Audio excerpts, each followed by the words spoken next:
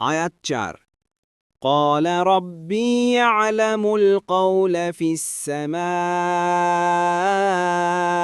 والأرض وهو السميع العليم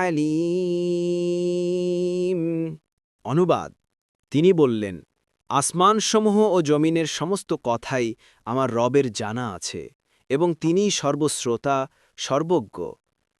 তাফসীর ১ নম্বর ফুটনোটের বিবরণ, অর্থাৎ নবী তাদের মিথ্যা প্রচারণা ও গুজব রটনার এই অভিযানের জবাবে এটাই বলেন যে তোমরা যেসব কথা তৈরি করো সেগুলো জোরে জোরে বলো বা চুপিসারে কানে কানে বলো, আল্লাহ সবই শোনেন ও জানেন।